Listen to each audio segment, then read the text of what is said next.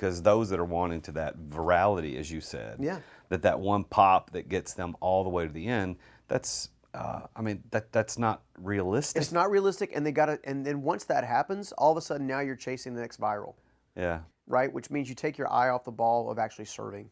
that's correct. You know, if you serve well, you'll be rewarded well. Let me say that again. If you serve well, you will be rewarded well. Yeah. Well, that's what Jesus taught. He's like, hey, man, the greatest among you is a servant. Like the one who serves is the one who's going to be great. Now, the world doesn't tell you that. The world doesn't immediately reward that. But at the end of the day, I think everybody who sat across this table from me on this podcast would fall into that camp of, I served a lot of people, did a lot of things, and I'm now sitting in a place of success that I wouldn't have been able to get to had I not served. Now, the irony of that is that I maybe with rare exception, people don't seek to serve for the purpose of getting the reward.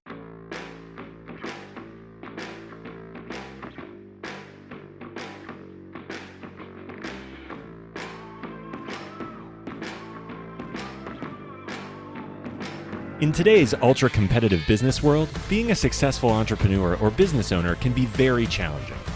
Fortunately, contemporary times have blessed us with resources for tackling those challenges and getting us to success more quickly than we could have imagined.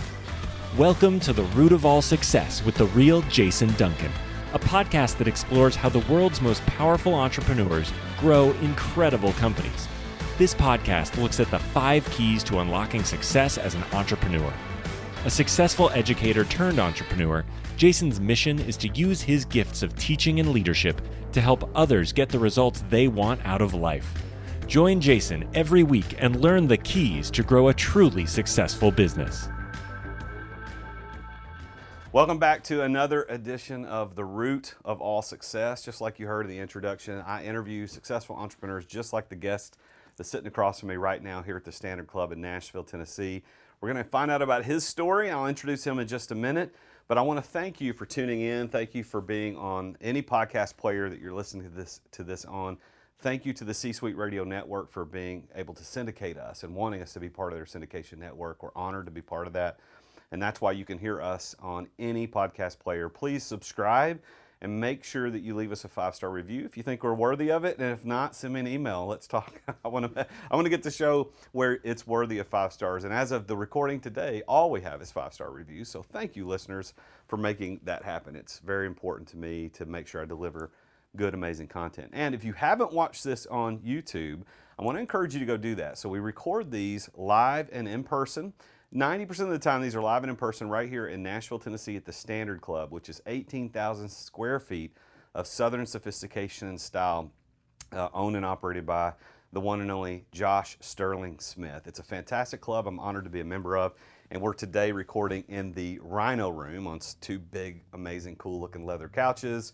And when you go look at this on YouTube, you can kind of see a little bit get a flavor of the room. So make sure you go to youtube.com/The Real Jason Duncan, and make sure that you watch us there, subscribe, hit the bell icon, you know the whole drill. But thank you for doing that. Honestly, right now, as of this recording, more people are watching and listening to this on YouTube than any other podcast players, which is fantastic. So thank you for doing that as well. The episode sponsor for today is 8 Bend Marketing. 8 Bend Marketing is a firm that caters specifically to people just like you. They take words and messages seriously for the small business owner. 8 Bend worked with one of my coaching clients, and they did such a great job. I didn't know who they were. I hadn't had any introduction, but when my client came back with their new messaging script and the way that they were positioning themselves in the marketplace, I was blown away. I was like, who did this? This is fantastic. It was the clearest messaging I'd ever seen for any small company. And he told me it was 8 Bend Marketing. So I immediately reached out to the owner, talked to them. I said, listen, I need to know who you are because words are so important. And what 8 Bend does is they work with you as an entrepreneur, as a small business owner, to craft that message so that it converts. Because just having a cool message doesn't mean anything if it doesn't convert. So what I want to do is I want to offer you the opportunity, because they're sponsoring this episode today, is to go work with them and get a discount on their branding and messaging package. So they are certified as a StoryBrand company. So if you're familiar with StoryBrand, they're one of the top marketing companies in the country that's certified as StoryBrand with Donald Miller's company. So go to 8Bend, that's the number 8, BEND, .marketing, That's 8bend.marketing/root, as in root of all success. And if you go there, 8bend.marketing/root, they have a special offer for you to work with them directly to get your messaging correct. So thank you to 8bend, Josh, and all those guys down there in Chattanooga, Tennessee for sponsoring our episodes. All right, so all that. Now let's get on with the show. So I'm really excited to have this guy on the show today. He and I are sitting here having a little bit of good old bourbon whiskey, Guidance bourbon whiskey here, which is a Nashville brand here at the Standard. And I met this guy through a mutual contact and was really impressed with what he stands for and the energy with which he reaches out to and helps his people. And so we talked on the phone, gosh, it's been several months ago, and he hails from Raleigh-Durham, North Carolina, and decided to come over to Nashville to record this. But his name is Stephen Scoggins, and this guy has an amazing background of helping Fortune 500 leaders, professional athletes, entrepreneurs, high performers that want to do great things with their life. He is the founder of Transform You, which is a proprietary life mastery system, and I'm sure he's going to talk about that today. He's written books, he's spoken on big stages. He has a great podcast of his own, which I'm going to let him talk about as well. And he has an event center over in North Carolina in the Raleigh-Durham area where he is hosting events now, and he's going to talk about what he's doing with that. But this guy is a powerhouse, and I'm honored to have him on the show. He's married, has 3 kids, and 1 grandchild. And once you see him on YouTube, you're gonna be like, that dude doesn't have a grandkid. But he does. He does. And his grandson's named Jason, just like me. I don't think that has anything to do with me. But I want to welcome Stephen Scoggins to the show. Stephen, I know that there are so many more things that I could have done in your intro to go over the details of all the stuff that you've done, because you've been published in EO Fire, Entrepreneur Magazine, Thrive Global, Grit Daily, ABC, NBC, all the press. You've been out there. So tell me, man, how did you get started as an entrepreneur? Oh, Lord have mercy. Long story. Not only am I, by the way, I'm a grandfather. I'm a grandfather on the way as well. I have another grandchild on the way. Well, congratulations. Thank you. Cheers to that. That's right. Born in about another month. So, no, it's for me, I don't have the normal entrepreneur journey. Like, I didn't have a dream and ambition or something just amazing. I was going to go create this massive organization. Unfortunately for me, I did it out of necessity. I was given a second chance when I was homeless to actually start over. My father's employer, a guy by the name of Steve Myrick, gave me a second chance I didn't deserve. And it's important to know that the year prior to the year being homeless, I was actually riding the high. This guy put me into business for myself. He got me all the equipment, and I come up in a construction background, so he got me everything that I needed to kind of get going. I made a bunch of money really fast. 19 years old, have no idea how to use money wisely, didn't really possess the character, hadn't really had a great modeling system of what that character really looks like. And inevitably, what happens with success when you don't have the character to carry it, you get crushed. Mm-hmm. And that's kind of where my story really started. However, it's one of the situations where I began to understand the areas that I need to work on literally while I was face down on the concrete trying to figure out how to get my life back together. So some guy helped you, Merrick, you said Steve Merrick? Steve Myrick, yeah. Steve Myrick helped you start a business at 19 years old? Mm-hmm. Yeah. And well, here's the crazy thing is, like, as a teenager, nights, weekends, summers, whenever I was not at school, like my father unfortunately struggled with alcoholism and managing money and some other stuff. Now he's a fantastic great grandfather and grandfather now. Like he's over and above, like he's transformed his own life, right? And I'm super proud of him. But in those particular days, I got to know Steve as a young child. Probably 13 or 14 years old, I was probably introduced to him the first time. And about the age of 16 or 17, for whatever reason, he noticed my work ethic. I've always been a crazy hard worker, like super diligent, not necessarily super focused on where I was putting that work at, right? But super resilient, super persevering by nature. And ultimately, he pulled me down with a framing crew one time. I was working on, it was a hot summer day. And of course, it's like hot summer. This guy's sitting in a Jeep Grand Cherokee. It's fully air conditioned. So you're like, he invites you to come sit in the thing. You're like, heck yes. Yeah. I need AC. Give me some AC. Yeah, give me the AC, baby. And was this in North Carolina? This is where you grew up? This is in North Carolina, yeah. So, I didn't realize it, but check this out. My grandfather actually used to employ Steve, right? So in this moment, he's kind of sharing some of these stories, and then he asked me a very pivotal question to me in that moment, which it didn't really take root on until a number of years later, but he said, what's the difference between a rich man and a poor man? And I was like, well, Duh, man, shoot, money. Of course it's money, man. Rich people got money, poor people don't. Money. He said, absolutely not. It's the way they think. And the next question he asked me after that was very, very, very, very transformative. He said, do you want to learn to think like me, or do you want to learn to think like your father?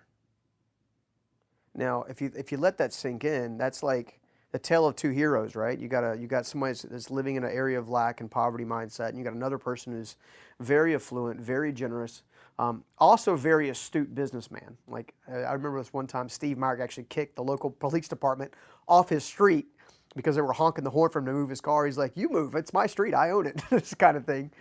He's also the same guy to put $1,000 cash under a basket of hush puppies at a local barbecue restaurant, walk out the door, never say a word, and you walk out and you let a single waitress come up to the table, discover the money, and just get wrecked, right?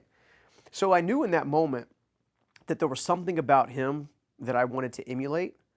But like everybody else that struggles with a life of adversity early on, it takes a long time to overcome certain levels of belief systems. And I think, if I'm honest with you, that's where my entrepreneurship journey started, was the sheer fact that I didn't really know what I should be doing. I didn't know how I should be doing it, so I did the only thing that came natural to me.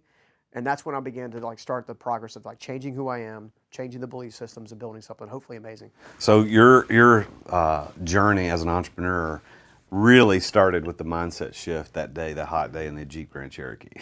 Yeah, well, I mean, that's where it started. But here's the crazy part is it didn't really take root. It's like, I think we all struggle with this, and maybe you'll resonate with this. We have people that give us great advice, right? We're not really ready to hear it, right? We're not really ready to apply it. And sometimes it takes 2 or 3 years, and someone like myself who's super stubborn, right, to finally hear it and apply it. So while he planted the seed, it took a good 5 years for that thing to turn into an oak tree. Yeah. Well, and you were 19? I was 19. Yeah. Well, 5 years is pretty fast if you're 19. Well, I was forced to drop out of high school, help family take care of themselves. I say forced. I chose. Yeah. I chose to drop out of high school. I was tired of our electricity getting shut off. I was tired of watching the insects crawl across the floor. I was tired of waking up to cold showers when we're supposed to have hot water. And, I was tired of not having a family vehicle. And my dad was working as hard as he possibly could, right? This is back during the first downturn back in the late 90s. And, dude, I think it was just one of those situations, enough's enough. It's like, I guess I'm going to have to step out and do something. And that's kind of where the journey started. And I think that's one of the reasons that people resonate so much with like Transform You and some of the things that we're doing is because I've discovered that the greatest purpose in life you'll ever have is serving the person you used to be. Now, let that sink in for a second. No, that's good. Stop. Yeah. I'm processing that. Serving the person you used to be. That's deep, man. Go ahead. That's good. Well, I mean, if you think it, let's unpack it for a second, right? Because I know this is a big part of what you're doing with your show and with your personal brand and everything that you're doing and why people are gravitating towards you, right? When you serve the person you used to be, you have a unique perspective of empathy, compassion, and integrity that otherwise cannot be found in the marketplace, right? I was talking to a good friend of mine yesterday on a telephone briefly, and we were going through it a little bit, and he's like, why are you able to develop a workforce that nobody else can develop? I said, well, because I don't see them as a workforce, I see them as people. So everybody else is writing off people in the foster care system. They're writing off people that are homeless. They're writing off people that have had really difficult financial track records, all this kind of stuff, right? Well, as you dig into that, one of the things you quickly discover is one of the reasons that my personal message resonates with them is because I understand how it feels to be them. Therefore, I can speak certain elements of the language within that people group. And I use the word people group loosely, meaning people who have never experienced financial freedom, okay? That also uniquely positions me in an environment that allows me to not only connect with them, but also speak life into them and then give them the tactical functions on how to break free. Time Magazine did a Harris poll in 2017. They redid a kind of a refresh right as COVID was happening.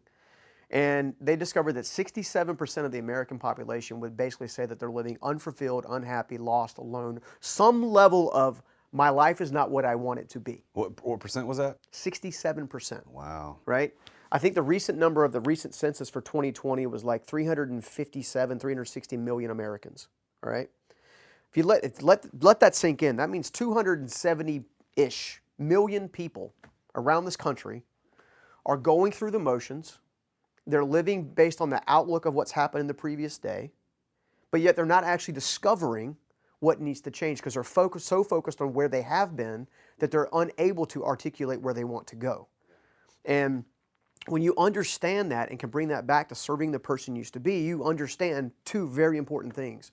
First of all, in order to serve the person you used to be, you have to become more than you are now. All right, so that's number one.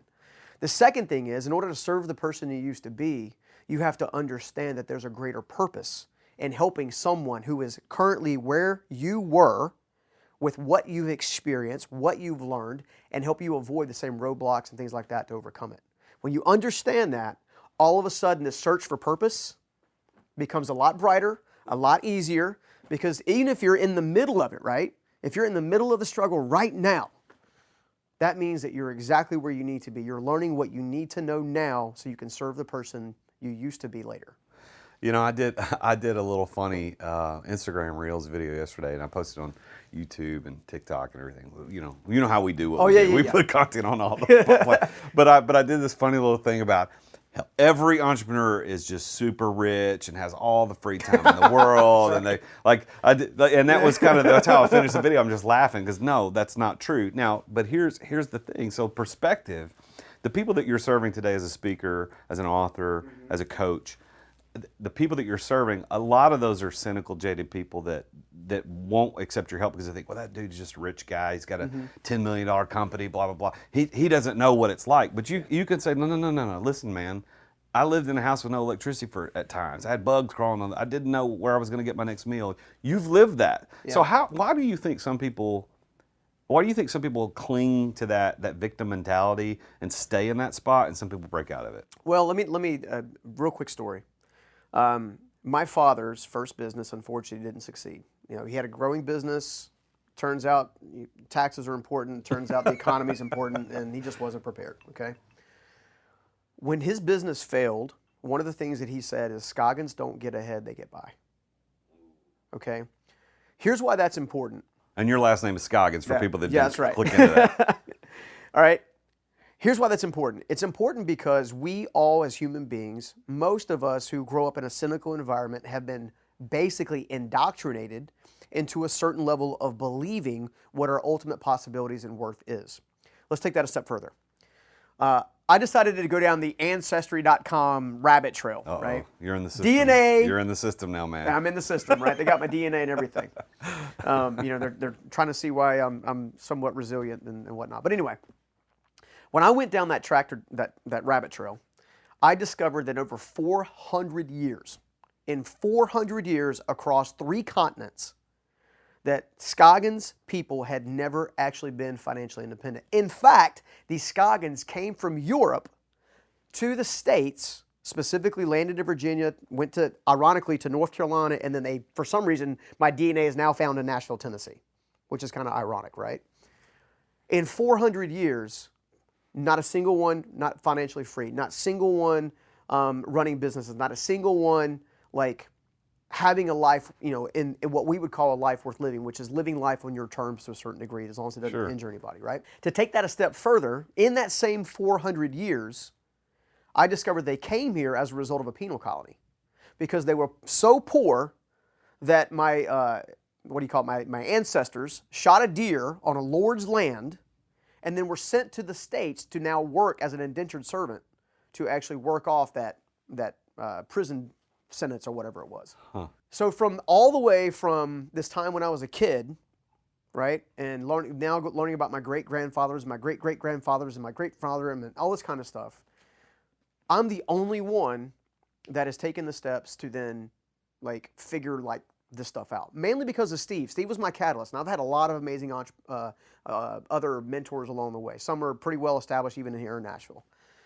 But in also learning that same lesson, I also had this moment when I was 13 years old. We were in a busted up trailer park, and I went down to the local little park area, and I didn't really have. I was kind of a quasi person of faith, meaning at 9 years old I was going to Bible study and I was doing the Bible school and I was looking at Jesus as a cartoon and all this kind of stuff, right?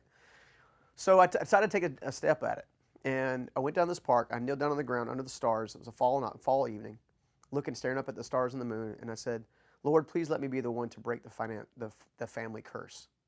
Those words actually came out of my mouth at 13 years old. Why those specific words, I have no idea. Now, if you look, to me, it's an element of faith. Now, people don't have to share my faith, that's fine, but I'm a person of faith because I've had too many other like miracle moments to explain it away. But in that moment at 13 years old, I was not necessarily prepared for the journey that I would go through in order to actually physically break that. Now I own I think 7 total businesses. I employ a few hundred team members. And amazing team members who I love and admire in my own right because they do things that I can't do, right? They're just really gifted in areas that I'm not. But more importantly, one of the things that we've done is we've generated tens of millions of dollars in revenue over the course of the lifetime. God answered that prayer, right? So here's my takeaway to the question that you originally started with, which is why does some people kind of break free? Why do people stay cynical? So there's really two things. First of all, you have to be able to articulate to them in the language that they understand. When I talk about, hey, I was poor, I lived in a trailer park, I didn't graduate high school, I'm ADHD and dyslexic, that's one level. So they're, okay, all right, fine, whatever. But when I talk about being woken up in the middle of a night because a cockroach landed on my face and almost in my mouth, right? And someone's already living in that circumstance, and I can talk about what that cockroach feels like going across your face, or how we used to eat like fried French fries all the time in the same cooking oil that we literally would stay in the crock pot for weeks, months. They know that I've been there because you can't get that imagery without going there. So First of all, you have to it goes back to serving the person you used to be. You've got to take it to the next level where you can articulate what it was like to be in those moments to really get past the jadedness. The second thing is you have to have an idea or a concept to fully understand more than anything else, that they are where they are today because that's all they've allowed themselves to be, okay? Now, when you understand that, all of a sudden now you have empathy, you have compassion, and now when you can articulate empathy and compassion in a focused direction, now you get attraction. When you get attraction, now you can teach the tactical side. So I know it's a long-winded answer, but if someone's looking for a breakthrough, it all starts with being able to own your story, use your story to leverage you forward rather than hold you back. That's where it starts. Well, and I think to summarize that and to oversimplify that statement is quit making excuses. Everybody has the same opportunity. And I know that's a blanket statement, and I get that there's probably a secondary side to that argument. But you grew up poor. You grew up in an impoverished mentality, an impoverished reality, and yet overcame it because you made a decision to not use that as an excuse not to succeed. So let's talk about success, because success, the root of all success, is the name of the show, right? So, yeah. So what is your definition of that word success?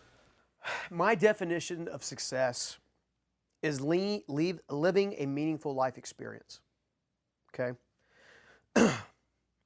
It's funny, when you go from homelessness to all of a sudden having a level of resources that now you can choose to travel, choose to buy a nice house, choose to buy things, right? Which is, our American culture says, go get the stuff, right? Now, I don't think there's anything wrong with people getting stuff as long as the stuff doesn't own them, right?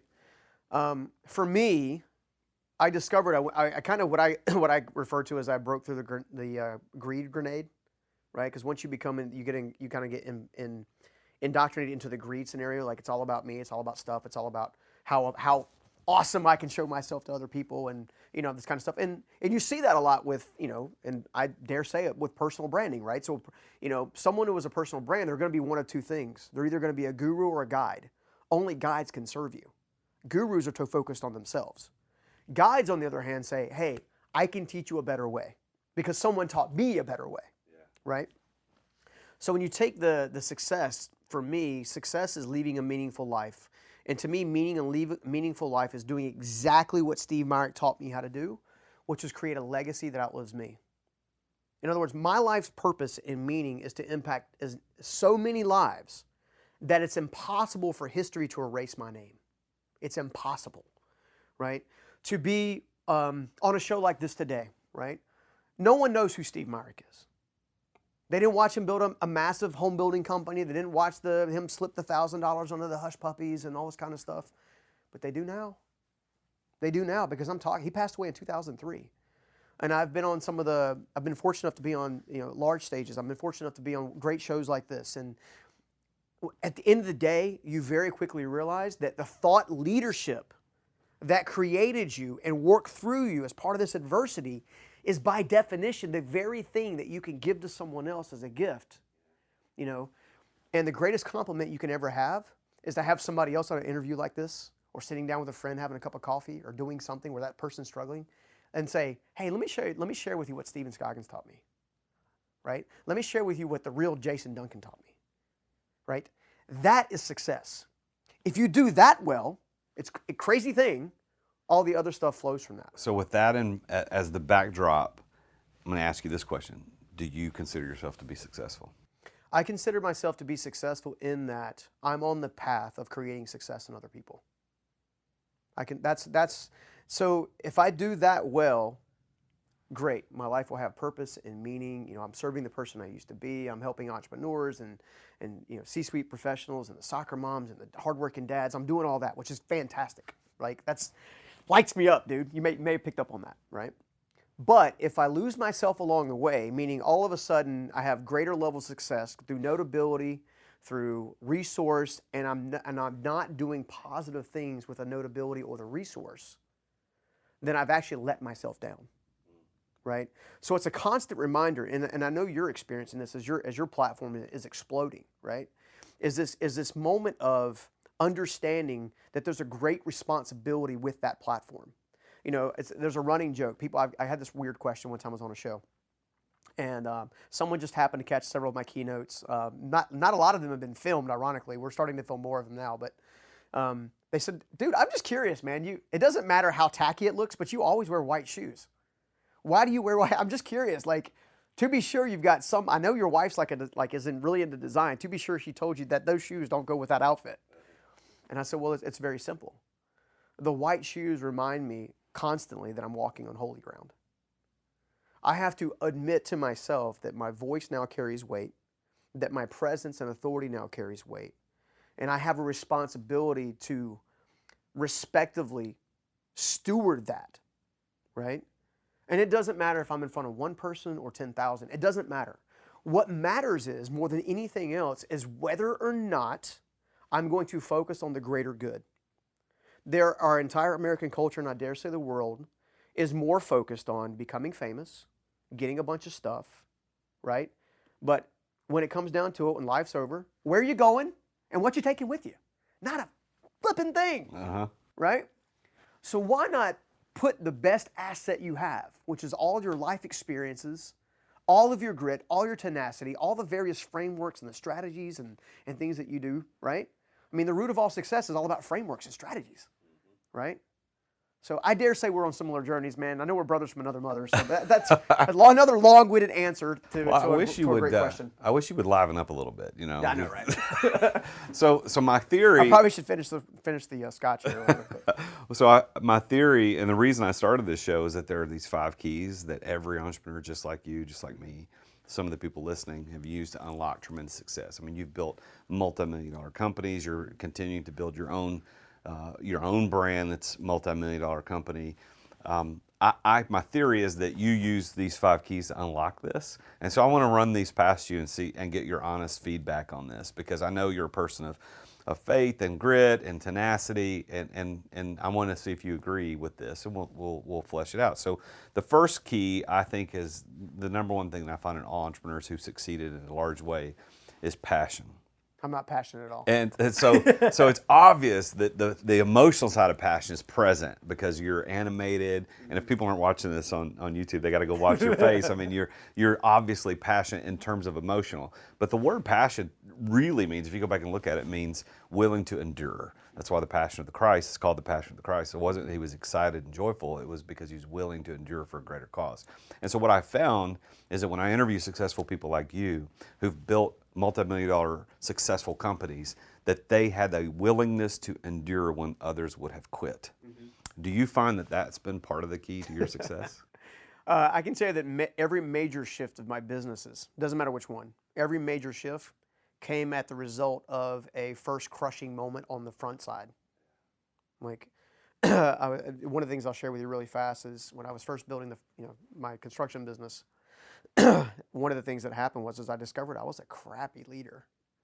Like, I was defensive, I was argumentative. I wouldn't call it hateful, but I was sharp-tongued. And it was all based out of fear and insecurity. I didn't want my team to know that I didn't know what the hell I was doing. Like, I was winging it. I'm a high school dropout, dude. I'd never been to college. Like, here I am operating at that time like a $10 or $15 million business with, 10 or 15 team members at the time. And, they're looking to me to solve the problems. And I'm looking behind me like, who do I ask? Like, so what do? You make up crap on the fly. And one of the greatest crushings I ever had actually came from one of the folks here in Nashville, Ramsey, right? So I got to know Dave and Sharon pretty well over the last decade, but it was 2011, and I went to EntreLeadership, one of their conferences, Master Series it was called at the time, and I proceeded to get my teeth kicked in for 2 straight days about this is what a leader is, and Dave's really animated himself and whatever. And I began to realize that, oh crap, my leadership has responsibility, So that was one of the crushings that happened in me to create something through me. Another crushing that I had is, unfortunately, in 2017, I went through a situation where, I'll say alleged, we'll call it alleged, but I went through an alleged embezzlement thing where my former executive team had embezzled, call it well into the 7 figures from me. I'm a very loyal, very trusting guy by nature. I may not do everything right, like perfectly. Like I'm a far better leader today than I ever was a decade ago. But I've tried to put myself in a position to always learn from every single mistake. And when you're talking about passion, I think enduring, I think you're looking at always being willing to learn from every single mistake. And I feel like if that is the ultimate goal, then you will have more competency and competence to actually endure anything you need to endure, because it's not about an outward journey, it's about an inward journey that flows to the outward. And I think that every entrepreneur, I agree with you, man, passion, enduring, like it's a must, because there's no such thing as a rocket ship to the top, right? You might see success here, but I guarantee you, when you talk to them, they got battle scars. They'll roll up their sleeves. They'll have scars everywhere. They've got bloody noses and stuff that they've had. I mean, that's what real entrepreneurship is. So passion is the first key, and so thank you for that good story. Now, the second key is being in the right place at the right time. I find that entrepreneurs, and it's not luck, they make their own luck. They get into those places. But can you think of a right place, right time, besides the Grand Cherokee and the air conditioning with Steve? Because I know that's going to be the third key, which is knowing the right people. Yeah. And so if you want to go ahead and talk about these at the same time, right place, right time, and knowing the right people, did that play a part in your story? And I know the answer is yes, but tell me a little bit about how that worked out for you. Yeah, no, the answer is totally yes. Now, I would say it this way. People a lot of time are looking for luck, right? They're looking for as you're building a rapidly growing personal brand, one of the things that one of the, I guess, tendencies are is we want the one interview to pop, we want the one thing to go viral, and to make it, all of a sudden make it easier for us to connect with people, right? I'm sure you've discovered, as I've discovered, that it's incremental relationship, incremental relationship, incremental relationship, incremental relationship. So, one of the people that I've become, I think we're good friends, right? Is Evan Carmichael. So Evan Carmichael's got a pretty large YouTube presence. He's well into the millions. Yeah, a little bit. I think he's close to 3 million now. He's got a couple more than me. Right. So yeah. Well, here's the crazy thing is there's another YouTube personality, a guy by the name of Tim Schmoyer on YouTube that teaches YouTube content, and so I bought his mastermind, right? Because I was trying to learn YouTube and trying to figure out, all right, well, how do I use this YouTube and the YouTube, if you hear me say the YouTube, that tells you how old I am. But if I go and do that, then I'm going to get strategy. Well, it was about 2 months in, and Tim comes to me and says, "Dude, you need to know Evan." I'm like, "Evan? Who's Evan?" He's like, "Evan Carmichael, man. He's like the thought leadership guy when it comes to YouTube. Like he's not only is Evan friends with, but Evan understands YouTube at a deeper level than anybody else that he personally knew." I'm like, "Well, okay, cool." So he makes the introduction. I didn't ask him to make the introduction, but what did happen before that is I made sure that I was a person of character and integrity, regardless of the situation, regardless of who's in front of me. And because of that, that's opened more doors than I can count. Because I don't go into situations looking for them to do something for me. I go into situations saying, teach me, help me understand, help me learn. And more importantly, what value can I bring to you? Evan's got a large established platform, okay? But I had to ask him one time, I said, what can I do for you, right? Just so happens he was in the middle of an amazing book launch. That was a really successful book launch. In fact, shameless plug, Built to Serve, amazing book, seriously amazing book, right? So I bought a bunch of his books, right? I bought a lot of his books. He autographed all of them. I've given them out to our audience as gifts because I believe in what he's doing, right? He didn't ask me to buy books. He didn't ask me to share his books with the audience. I felt like it added value to the audience in which I was creating, and it had skill sets that the audience actually needed to win at life. So as a result, right place, right time, and right relationships all comes down to, I think, number one, being a person of character and integrity regardless of what's going on. All because you have the ability to shortcut the process does not mean you should. In fact, the people that shortcut the process oftentimes are the ones that end up and ruin the quickest. Okay? The second thing is making sure that you add value just as much as you consume value from someone else. Right? And the third thing is above all, never badmouth anybody else in existence, regardless of your opinion of how they disagree with you or agree with you on anything else.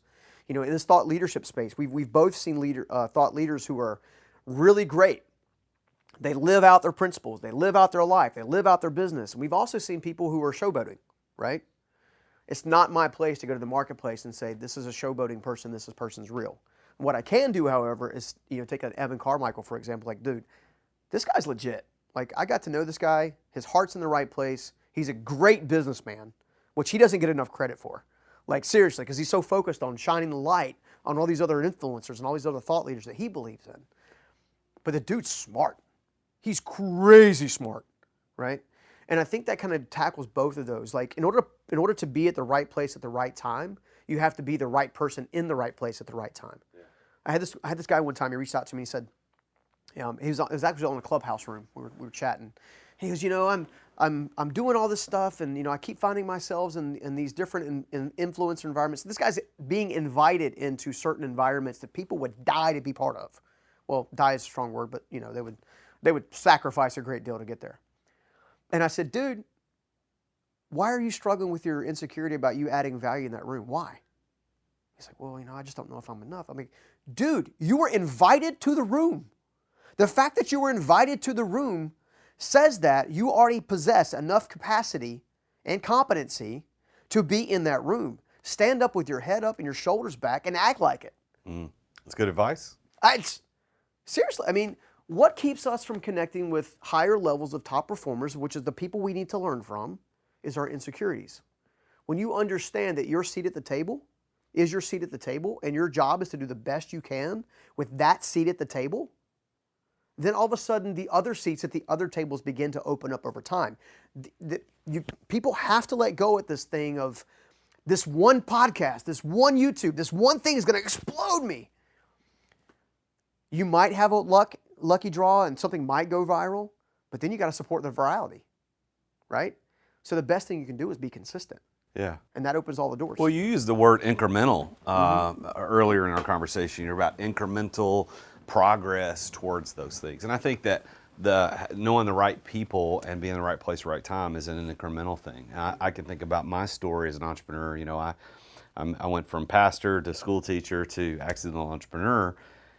And I could think about when I started, the couple of people that helped me get launched into that. Some were positive influences, some were negative influences. But they were, in terms of on the totem pole of their ability to get me where I needed to be, they were at the bottom of that totem pole. That doesn't mean their value wasn't good because they got me that spot. And then the next group of people I met got me to a higher level and higher level.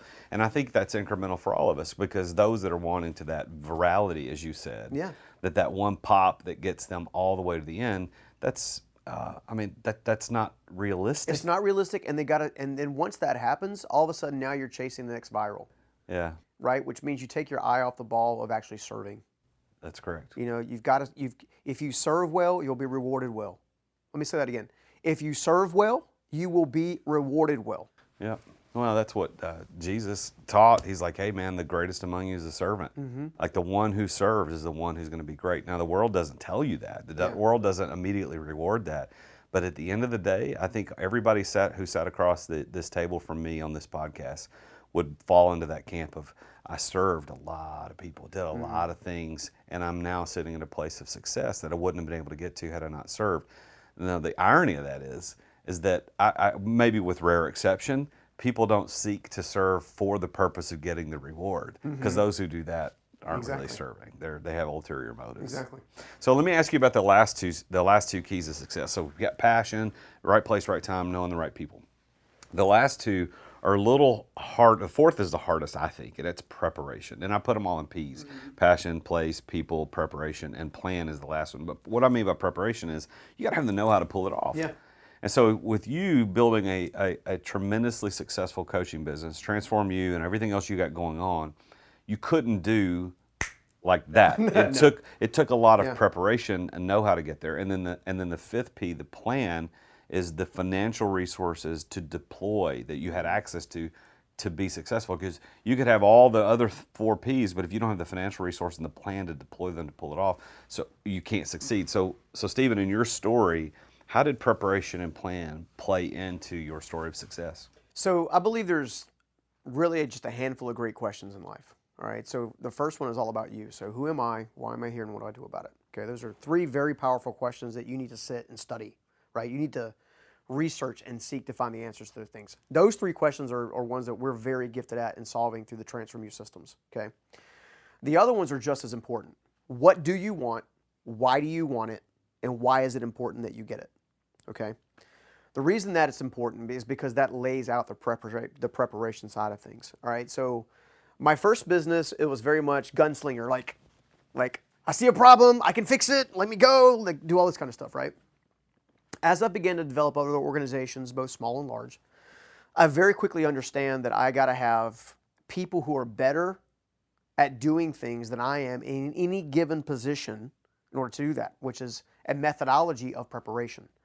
You have to have frameworks and processes. One of the reasons Transform You has been so stinking successful for so many people is the simple fact is its actual framework. Like it's not the understand your why, which you need to do, but it's not like understand your why. It's like let's work on the how. Like what should you be focused on? How should you actually tactically take this step and this step and this step and this step? The problem is you can't lay out a plan until you understand what it is you want, why it is you want it, and what you're willing to sacrifice to get it, okay? Now, I'm a big believer in answering those questions, but on top of that, asking myself, what is my end goal for the next 12 months, and then working backwards, okay? Now, I like guardrails, because I know that I'm about to drive back to Raleigh, North Carolina with my son, right? My youngest son's here with us today, and we're going to be in the car for the next 8.5 hours, okay? I know that I have to keep my hands on the steering wheel. I know I've got to keep my hands on the foot, on the pedal or the gas or the brake, depending on what's going on. I also know I have to stay in my lane, which means you can't be the typical ADHD squirrel, right, and running off to the side, which I have a propensity to do, right? But what I have discovered is guardrails are important. So what I do was when I understand where it is I'm trying to go, the ultimate goal, I break it down in what we call micro milestones. Other people call it micro goals, whatever you want to call it. It's the same stinking thing, right? But in order to make sure that I actually take the actions I have to take, I put what's known as a reinforceable routine around it. So I prep my day to execute on specific things that help me figure out my year. So I'll give you an example. We've got Transform You Live in October of 2021, okay? I've got significant resources in building out the stage, building out the technology. We're going to be able to live stream thousands of people in all at the same time. But also speaker fees and relationships that I've been developing over the last year with Tom Bilyeu and Lisa Bilyeu and Evan, like I mentioned before, Anthony Trucks, Amberly Lago, and so many more. Ray Higdon, another one, another of the family kind of thing. And there's a lot going on that event. But I started planning that thing a year ago, right? In so much that I know that I had to have a certain level of content already put out to actually get traction. My email list has to be a certain size. And also I can serve people at scale, right? What does that mean on my daily interaction? Well, I wake up at 5 o'clock every stinking day. Did it this morning. Okay, I go down to this morning I went down to the Weston gym and worked out in the gym in the Weston, and I went back to my room, and then I spent some time while I'm typically at the gym. I'm studying, and I break up my life in what I refer to as the 8 pillars of life, which is another unique spin off of Zig Ziglar's Will of Life, because I added a new thing called contribution. I think if you're not focused on contribution, unfortunately, you're going to find yourself in a selfish nature, which means you end up dying off without what you want. And I pick a thing. Like, for example, Mondays, I'm studying my emotional well-being. How can I make my emotional self better? On Tuesdays, I'm studying to say, well, how to make my spiritual life better? What can I develop? On Wednesdays, it's finance, right? On Thursday, it's actual physicality. It's not, that's a day that I personally do intermittent fasting and stuff like that. I'll just fast to get all my levels back kind of in check and stuff like that, because, I like cookies, and, I got to, clean up the pipes sometime. But at the end of the day, there's always a predefined, pre-decided methodology of how I'm going to execute and ultimately receive an outcome. Most people don't do that at all, even though it's one of the easiest things that they could do right now to apply to their life now, right? How hard is it to say that I need to save up $300 today?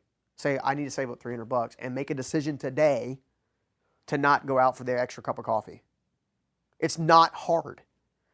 But yet we're intimidated by it because we have to sacrifice the things that we have for the things that we want.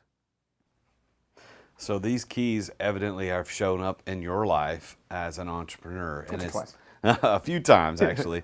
So talk about what you're doing right now. And I know that the timing may not be right when this releases for your conference that you're doing in October of 21. But what are you doing that conference for? What's its purpose? What are you doing? And then talk about the larger build out around what you're doing as a coach and as a public figure. Yeah, so the easy answer is Transform You Live is the culmination of 30 plus years of setbacks and adversities, of testing the methodologies and the principles that both work and that didn't work, and the ones that were missing in the middle that are the actual frameworks that people need to follow. One of the things that I think is I see missing in the marketplace as it relates to thought leadership is there's lots of thought leaders who can take one idea and talk about that one idea. Maybe, and great, get it. A one idea can change your life. Don't get me wrong. What I think is missing from the marketplace, and what I'm hoping to bring on a regular basis, which is why I created Transform You Live, and all the various things off like Transform You Online and some of the other things we got cooking. The reason I created it is because I want to be the voice of the tactical. Because I find that as thought leaders, various events you go to, you get supercharged. All of a sudden you awaken your possibilities, which have been dormant. You start dreaming again, which all of that is great. But then when you leave the event, you're like, okay, well, I guess that was all hype. What do I do now? Because I believe that motivation without application is like totally meaningless, And I say that from personal experience. I've been to rah-rah things. I've been to, back in the day, I was heavily involved in various network marketing. Amway was my go-to back in the day. Nothing wrong with Amway, by the way, if that's your mode of business that you're doing. It's just a different vehicle. But in that moment, I would go to these large events and I would get like inspired. I was able to share with Les Brown recently. I had him on the show, and share with him how it's possible speech that he did at an Amway conference. Like I was just fresh out of being homeless. Like it literally lit me up, right? But there was nothing after that to actually break it down and say, okay, Monday morning at 8 a.m., you're going to do this. At 10 a.m., you're going to do this. At noon, you're going to do this. And what I've discovered is that one of the reasons that Transform Your Life has been so successful in the Transform programs in general is because it's the tactical. All you've got to do is show up. That's all you've got to do. The hard work of thinking and overcomplicating and what if it does it, what if, it's all done for you. You don't have to do that anymore, right? So Transform Your Life was a birth child of bringing in 12 to 13 amazing speakers, all of which who have amazing stories, but have them focus on one specific thing that is actually taught as a complete journey throughout the course of 3 days. So for example, one of our frameworks, and this is very super high level, I can deep dive in like 6 more shows, is what we refer to as GROW, the 4 phases of transformation, right? Something Steve Myrick actually taught me. First, phase 1, G, gain perspective. Phase 2, remove roadblocks. Phase 3, organize and plan. Phase 4, my favorite, work the freaking plan, right? Now, Steve taught me that a long time ago. It just so happens it says grow, which means if you're stuck in life, what do you need to do more than anything else? You want to literally exhibit transformation, you need to grow. And go over those letters again, because I thought that was good. Yeah. So the G is gain perspective, right? So how many different ways can you look at your circumstances, what you need to know, who you need to be surrounded by, what you need to learn? How many different ways and different perspectives can you get on that, okay? Number 2 is remove roadblocks. Once you've done the gain perspective side of things, you're looking for the things that are holding you back. I mentioned the Scoggins don't get ahead, they get by. The question that Steve, what's the difference between a rich man and a poor man? It's the way they think, right? You have to look for the things, because here's the thing, the dots are in you, right? Guides, like I'm trying to do, and I know that we both share a passion for, are doing nothing more than trying to help you connect the dots, right? So if the R's remove roadblocks, that's obviously why gain perspective is first. You can identify the stinking roadblocks. Once you identify the roadblocks, you can work on removing them, which is actually part of organizing your plan. And then it's just a matter of just doing the work. That's good. Just doing the work, man. And so this is another Steve Myrick. Dude, I've got so much Steve Myrick stuff, it's not even funny. So I wonder if there's a person in your life who's a right person. All right?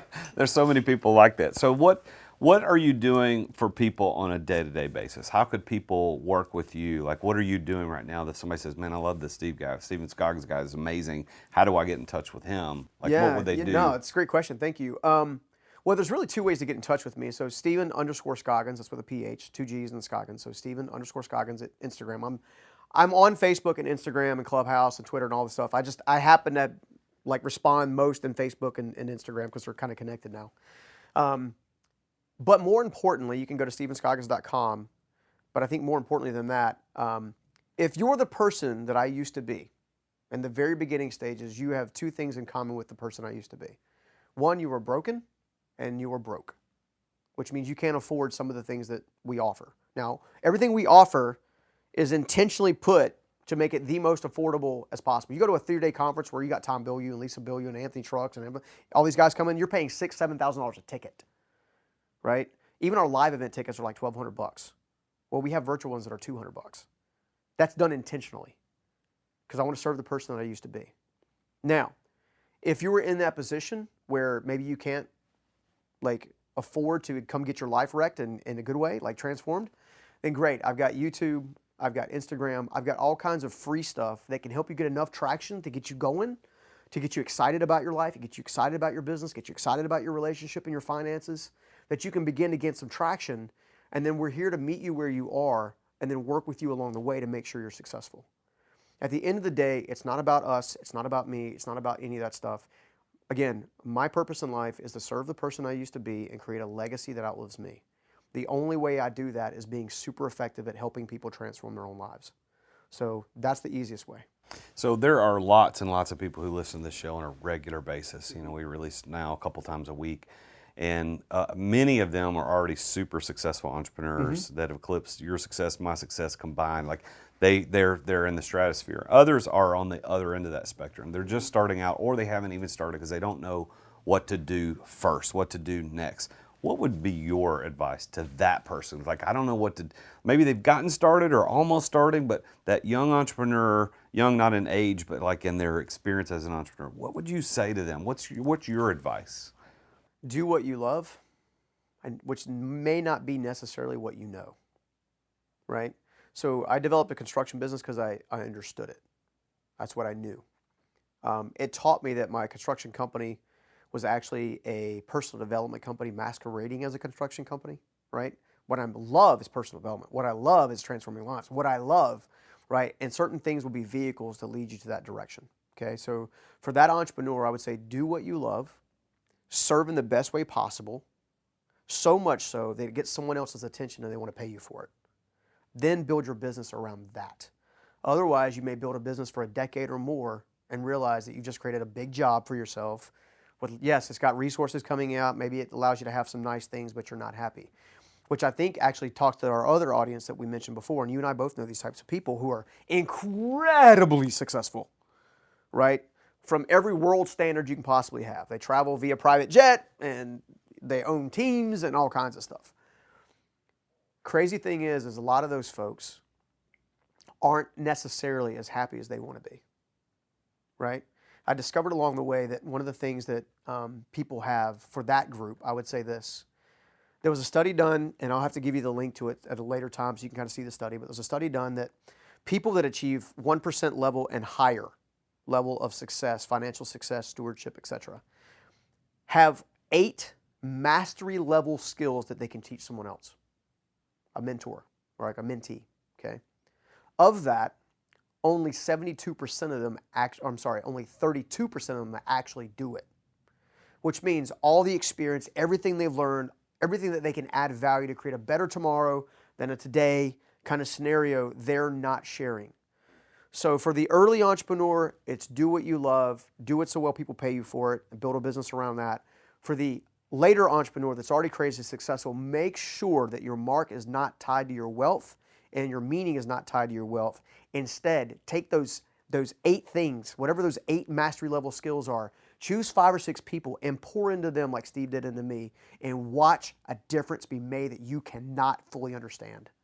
I love that. I love the passion behind it too, man. That's Can't help exciting. myself. Well, I think, I know you didn't do this on purpose, but my personal, my mission is to help entrepreneurs get out of the day-to-day operations so that they can go live their passion. And so many of those people, like you were just mentioning, that second group, they're successful. They've created multi-million-dollar businesses, 7, 8, 9, 10 figures, in some cases, but they're still tied down. They wanted to become their own boss. They wanted to get freedom of time, energy, and money, but they're their own employee, and they're stuck to doing day-to-day 50, 60, 70, 80 hours a week working in that business. So what I do is I teach them how to exit without exiting. So I know you didn't do that on purpose, but that's exactly what I do, is to help that end. And I think your advice to that person on the front end is so good. Do what you love, but it may not be what you know. I like what you said. It may not be what you know right now. You love something, but you don't know how to do it. Well, get prepared. That's one of the P's, right? Yeah. Get prepared, and then come up with a plan to deploy that, because that's where you will make the most impact. That's right. Any final comments, thoughts, or anything you want to share with the audience about your experience and your story? Because I know there's lots more. Oh man, we can talk for hours, and I know we'll probably have to do follow-up shows just for fun. I definitely got to get you on Stuck to Unstoppable in the near future. Talk about your show then. Go ahead. Yeah, talk about Stuck to Unstoppable is we've kind of been ironically been talking all about it. So I mean, there's Stuck is not making progress. Unstoppable is consistently making progress, right? It's not necessarily guns a-blazing and Braveheart, like, freedom! It could be that, but it's not necessarily that. Stuck to Unstoppable is where I interview, much like yourself, thought leaders at a variety of different levels of success. We've had, Grant Cardone, Evan. We've had Les Brown. We've had Jay Abraham. We've had some amazing guests that have, they've all taught me something unique.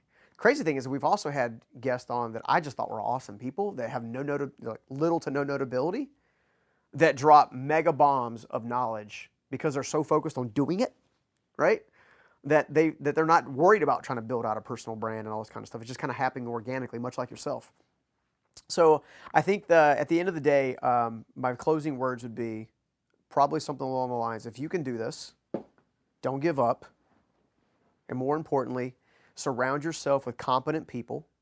And as you go through that process, I'm even right now, I'm having to look at one of my team members and like, okay, do I really need to is that person really competent in that particular role? And I may have to change them out, because if I don't change them out, potentially, then what I do is I open myself up for problems, right? So look for the competency there, and then kind of keep going. Just don't give up, man. So Stuck to Unstoppable, Yep. And they can listen to that where? YouTube, Apple, you know the deal. Any podcast platform whatsoever. Much like you, we're always looking for 5-star ratings and all that good stuff. We're trying to serve, man. Well, the podcast world is so amazing. I'm whoever invented the concept. I don't know who came up with the idea of the podcast, but it's I learned so much through indirect mentors like you, who host amazing shows and then have amazing guests on. And I know that's what you want to do with your show. That's what I want to do with this show. And I thank you for coming to Nashville. Thank you for agreeing to be on my show. And I do look forward to getting on your show at some time in the future. Good luck with the conference. Yeah. And I know you're excited about that. And some of the names you mentioned, I know some of these people. And what's funny is that I don't think you knew that I knew some of those people, and vice versa. But after the show, I want to ask you some questions about some of this, because it's very interesting how we, even though we're not running directly in the same circles, Yeah. we kind of know some of the same people, which probably means they're the right people. That's right. Or we're the right people. Or both. All the above, right? Or both. Well, Stephen, thank you for being here, man. This has Dude, been an totally honor. my honor. It's such a cool, man, the Standard place, such a cool place, dude. Thanks again. Yeah. Anytime you come to Nashville, you look me up. We're going to get together, have a little drink, and have some good food here, man. Done, man, done. Absolutely. Well, there you go, folks. So every time we have a conversation on this show with somebody like Stephen, we find out these little nuggets of information about how these 5 keys of success can unlock not only their success, but how it can unlock your success too. So continue to listen to this show. Continue to tune in every week. We're releasing twice a week now, 2 shows a week, where I'm talking to these amazing entrepreneurs about their keys to success, how they did what they did. And if you've got somebody that you know that would want to be on the show, or maybe you are that successful entrepreneur that could sit on the couch across from me and have a glass of bourbon, maybe smoke a cigar, and or if you don't want to do that, it's fine too. But we could talk about your story to success, because these stories on the root of all success, just like Stephen's, are inspiring people just like you to reach another level of impact in this world. And if we actually operated out of what we can do, think about how much different, how much better this world would be. And God knows we need some help. Right now, this is the craziest time in history that at least not a time in history, but in my lifetime. I was talking to a friend of mine this morning. We have coffee on Wednesday morning every week. Today's Wednesday. And I was talking to him about how the generations have gone through these weird, crazy things. Well, this is the thing of our generation, the deals that are going on internationally, the pandemic, et cetera. So make sure that you're living to your fullest potential. Listen to these stories on the root of all success. And if you are an entrepreneur who wants to learn how to exit without exiting like I did, and like Stephen, he said at the beginning, he's got, I think he said 7 or 8 businesses. Like he's like me, I've got 8 as well. Well, I don't operate all those. I've set those up in a way that I can be the owner investor rather than the owner operator. And there are very specific ways that you can do that. And if you know how to do that, it opens up an entire different life for you to go live your passion, to do what you're excited about. I call my course that I do, it's a 12-week course, the Exit Accelerator Group Coaching Cohort. And it's 12 weeks, 12 entrepreneurs. We do 8 live sessions with me to take you through the 4 steps of how to learn how to exit without exiting, how to get out of the weeds, how to become the owner investor rather than the owner operator. Go to exitwithoutexiting.com, exitwithoutexiting.com to read more. And if you will send me a DM through Instagram, I will give you a coupon code for some money off. All you got to do is send me a DM, say, I listened to you on the Root of All Success. When you were talking to Stephen, I want that discount code because I want to be in your Exit Accelerator Group Coaching Cohort. I'm the real Jason Duncan. Please tune in again next time when we talk to another amazingly successful entrepreneur just like Stephen. I will see you next time. And until then, remember, Jesus is King. Thank you for listening to another edition of The Root of All Success with the real Jason Duncan. If you've enjoyed this week's episode, we invite you to visit therootofallsuccess.com to access the show notes and other helpful resources. Take charge of your business. Grow it from great to incredible. Join us again next time here on The Root of All Success. This podcast is a part of the C-Suite Radio Network. For more top business podcasts, visit c-suiteradio.com.